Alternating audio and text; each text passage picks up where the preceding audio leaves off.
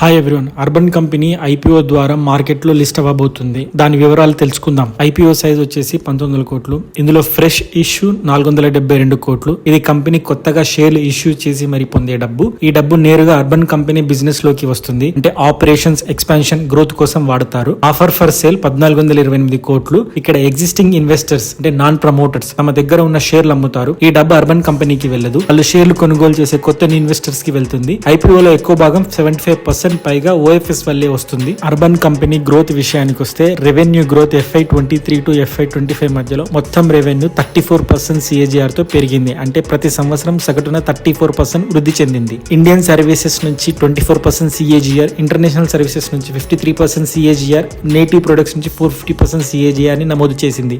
Operating leverage విషయానికి వస్తే business లో రెవెన్యూ పెరిగే కొద్దీ ఖర్చులు ప్రపోర్షనేట్లీ పెరగకపోతే ఎక్స్ట్రా రెవెన్యూ నుండి ఎక్కువ ప్రాఫిట్ వస్తుంది.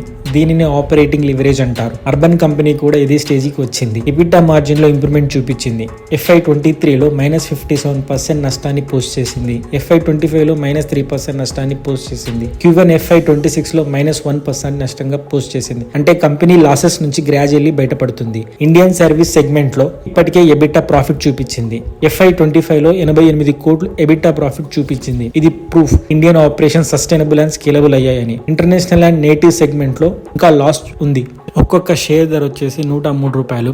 ఐపీఓలో ఒక్క షేర్ ధర 103గా నిర్ణయించారు. పబ్లిక్ ఇన్వెస్టర్స్ ఇంత ధరకు షేర్లు కొనాలి. ఐపీఓ తరువాత అర్బన్ కంపెనీ మొత్తం మార్కెట్ క్యాపిటలైజేషన్ వచ్చేసి 14,790 కోట్లు అవుతుంది. కంపెనీ వాల్యుయేషన్ విషయానికి వస్తే మొదటగా వాల్యుయేషన్ అంటే కంపెనీ విలువను దాని బిజినెస్ తో పోల్చడం. ఇక్కడ అర్బన్ కంపెనీ విలువ FY25 రెవెన్యూ కంటే 12 రెట్లు ఎక్కువగా ఉంది. దీనిని ఈవీ బై రెవెన్యూ మల్టిపుల్ అంటారు. Enterprise value by revenue 12 times అంటే అత్యంత ఖరీదైన వాల్యుయేషన్. సాధారణంగా 3 టైమ్స్ ఆర్ 5 టైమ్స్ మధ్యలో ఉండడం హెల్తీగా చెప్పుకోవచ్చు.